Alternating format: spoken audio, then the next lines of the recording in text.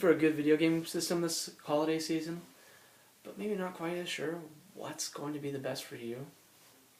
I'm Tyler Merritt, a video game enthusiast up here in Rexburg, Idaho.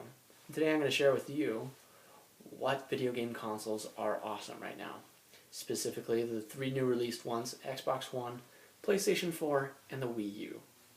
We're going to discuss their features, what games they have, and overall quality, which one will be best for you. So first, we're going to talk about Xbox One. It's a great console here.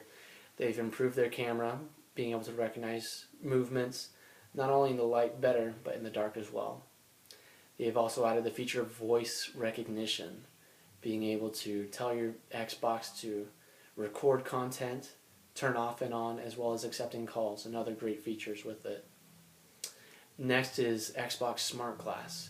Smart Glass enables you to, on your phone, tablet, or your computer, be able to control your Xbox. Not to mention you can use it as a second screen, which is great for gaming quality and stuff. Basically, the second screen lets you see more in-depth content when you're watching TV and movies. Some more features here is they've added more movie quality, being able to use Skype, specifically TV and football, being able to watch that on the Xbox. Pretty much it's turning more into an entertainment system for the family. Last thing here is they've improved their controllers. It's a little more sensitive to the touch, so that way it's a little easier to win the games for you when you get frustrated or something. Now the games for Xbox, like we said, are a little focused. They are focused kind of on family, but more towards the teenager and adult section of gaming. There are children's games, but not as many. Now the price for Xbox itself is about $500. That's not including controllers. Controllers themselves are about $60 a pop, and then the games themselves are about $60 as well. So overall, if you're wanting to buy an Xbox, you're probably going to spend around $600-700 for it, with the games and all.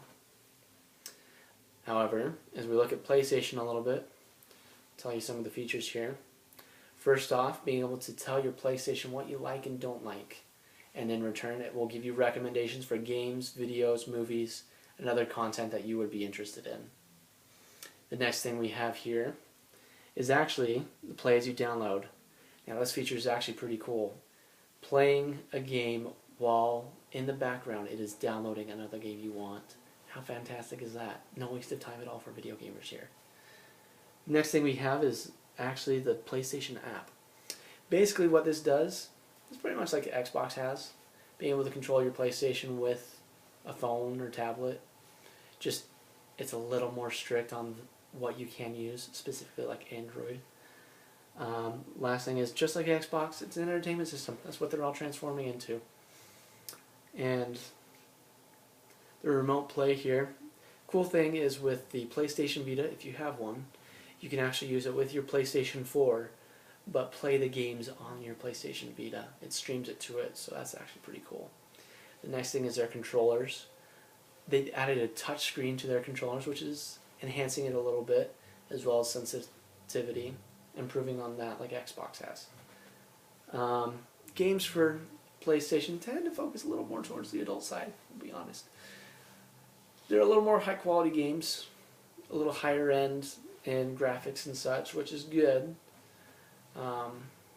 But for the price, I wasn't too excited when I saw it. It's about $6.99 for the console itself, $60 for a controller, $60 for the games. So you're probably spending around $800-900 just for a couple games in the console and stuff. Pretty expensive if you ask me. However, looking at the Wii, you're going to find a complete difference here. A lot different than any other console we've gone over today. Basically, with the Wii, they've added a gamepad. What the gamepad does is being able to control your Wii just like you would with remote play or being able to use Smart Glass with Xbox.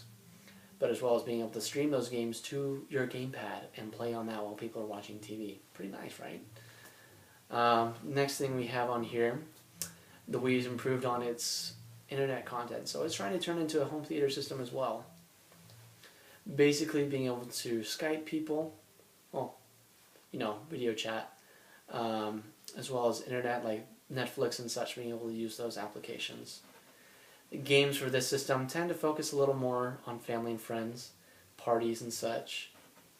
But for the price, it's fantastic. The package deal, games included, like 1 or 2 games are included, it's about $2.99.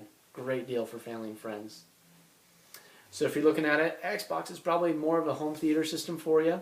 A lot of fun, easy to play with, good for gamers right now. PlayStation's a little more higher end. If you're wanting to spend a little more, get a little more graphics quality out of your gaming, you probably want to stick with PlayStation. But for fun, easy stuff, family friendly, I'd stick with the Wii. Now, if you have any more questions, comments, or concerns here, you're more than welcome to ask me, or go online to Xbox, PlayStation's, or Nintendo's website to find out more about each of these products.